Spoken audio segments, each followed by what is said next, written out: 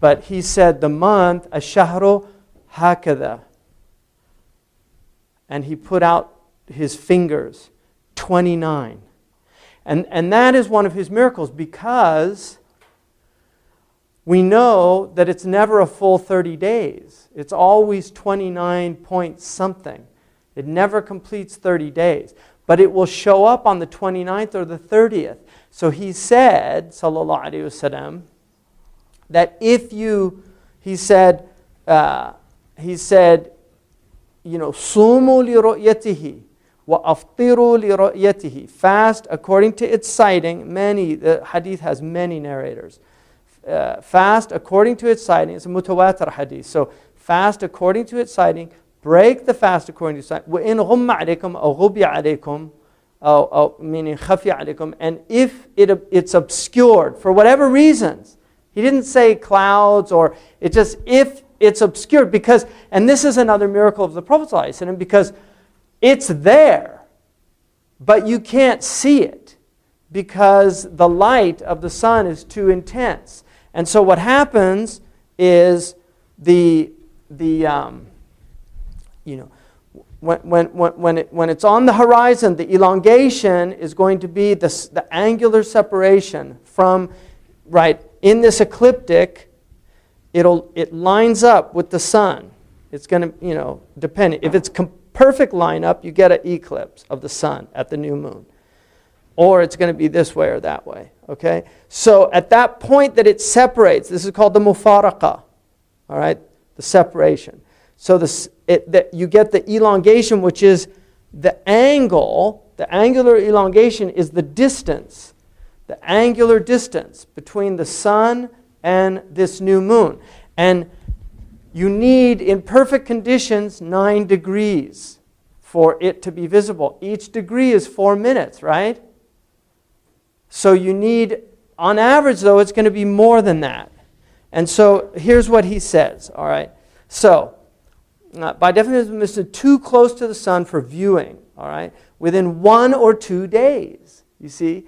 You cannot predict this thing. And that's why this modern thing of predicting it, I'm giving the view of classical scholars. So this is not, Hamza Yusuf's view of, calendrical calculation of the moon. You can calculate new moons. They've been able to do that for centuries. I mean, obviously you can do it now with much greater calibration, like it's down to nanoseconds.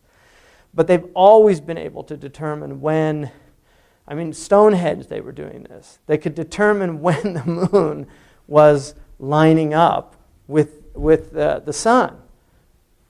And that's why they could predict eclipses 2,000 years ago. So it's not new knowledge.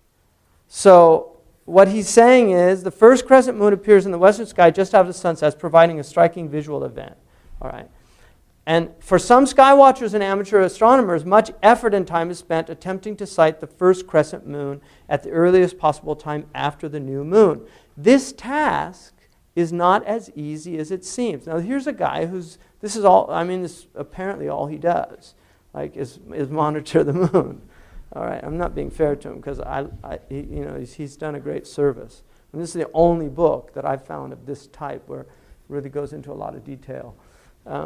So the task is not as easy as it seems, as visibility of the slender illuminated crescent is affected by a number of variable factors. So there's all these variables, which are called X and Y's, right?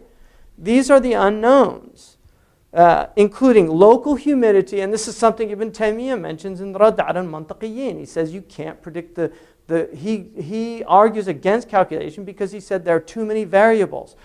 The climate, the atmospheric content of humidity, whether you're in a northern or a southerly hemisphere.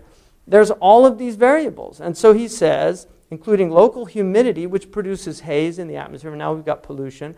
Weather conditions, the time of year, the geographical location of the viewer, and the time of day when the new moon occurs, but also where the new moon is in relation to this elliptical orbit, because sometimes the moon is going to be closer and sometimes further away from the Earth. And this is going to affect the visibility also. So you've got all of these factors coming together to make this day, which the Prophet ﷺ called the day of doubt. And the day of doubt is that the 30th day. He called it Yom Ashak. All right, Yom Ashak, the day of doubt. And he said, Man sama Yom Ashak faqad asa Abul Qasim. Whoever fasts on this day of doubt, out of caution that maybe it's Ramadan, because it could have been Ramadan. Like if there were clouds and it could have been a visible crescent. Maybe they saw it somewhere else. And in those days they didn't have cell phones or radio or television. So he said, still, if you fast that day, you have disobeyed the Prophet ﷺ, because it is a day of doubt. Now, the modern people are saying, oh, we've eliminated this day. You see, this is what the modern calculating engineer Muslims are saying. We've eliminated this day. We're all certain now when it's born. Well, according to NASA and people that actually know something about this, all of them admit you can't predict it in the first 24 hours. So why are they doing that? I don't know. Because they want convenience store Islam, as far as I'm concerned. They want to be able to block it in on that day, cesarean moon births. It's like cesarean births. Doctors love cesarean births because they can schedule their golf in and they can do all their things that, but when they're on call, when they don't know when the baby's coming, right, it doesn't make life easy for them. So the same way with modern Muslims, because they're in this new culture. And they're arguing, oh, well, Islam is about making things easy for people. It's too hard. We need to have national holidays. We want the Eid to be a holiday, so let's make it on. Predict it. We can predict it until the Day of Judgment. We'll just do the Eid. We'll schedule in the Eid for the next 100 years. So the current record for the earliest crescent moon spotted with the naked eye is 15 hours and 30 minutes. That means from the angular separation, that means when the sun and the moon lined up in the ecliptic, then the moon separates from the sun, okay?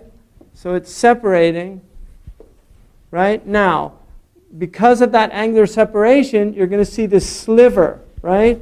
And that it's going to increase every day as the separation increases by 13 degrees every day, about 52 minutes. 51, 52 minutes. So every day the moon is going to be higher, right? And then it goes down, right? And then it starts rising. Now, that according to, a heliocentric, that most of that movement, because the sun actually, the moon moves very slowly. So most of that movement is actually Earth spin, according to the heliocentric. All right. So then he says, using binoculars, the first crescent moon has been seen at 13 hours and 32 minutes. So after the angular separation, 13 hours and 32 minutes. With a telescope, the earliest sighting is only 12 hours, 7 minutes after the new moon. Ordinarily, the first crescent moon will be easily visible within 3 calendar days of the new moon. So it's within 3, and that's why, subhanallah, in Arabic, بالعربية الهلال لثلاثة أيام. The crescent is for 3 days. After that, it goes back to being called a qamar. But for 3 days, it's called a crescent. Because you might not see it the first second, you'll see it the third day. But because 30 days have passed, you're going to... And this is why it's a self-correcting system. This is why if you use calculation, this is what they don't realize, but it happens. Because Saudi Arabia, 2 years ago, had the first of Muharram twice in a row. They literally had to, and nobody said anything because, it's just so interesting how they live in this kind of world of, we're going to pretend like nothing's happening. But everybody got up, they got their morning paper, they're drinking their qahwa, right, having their ful mudammas or their tamar or whatever. And it's first of Muharram on the newspaper. And they're kind of thinking like they're in the twilight zone. Wasn't yesterday, and literally the twilight zone, because it's from the twilight that they didn't see the moon. And so because they calculate the moon, they lose a day. So eventually they have to correct it. Whereas if you follow this natural cycle, it will always be self-correcting. You'll never get 2 days off. Whereas if you calculate it, you can actually get 2 days off. And then you're stuck with having to admit, oh, but they don't admit. They just pretend like nothing happened. And then he says, for earthbound viewers before, however, the quest to sight a first crescent moon has existed long before spaceflight, rockets, or even telescopes. Many ancient calendars, in fact, were based on the movements of the moon, and human observation was required to keep track of the beginning of lunar months. In the modern world, a few calendars are still based on lunar rhythms. Fundamentalist Muslims, for example, follow the traditional, so I guess that puts me in that category there, follow the traditional Islamic calendar and must sight the first crescent moon in order to mark the beginning of calendar months. This sighting must be done without the aid of magnification, and 2 reliable witnesses to each sighting are required. That's in a village, but now you need, like in the Hanafi madhab, and I think this is the only valid position now in a globalized environment, especially when you have a lot of unscrupulous people that will just say it because Saudi Arabia announced it, and so they're going to say it, thinking they're doing a good deed or something, I don't know.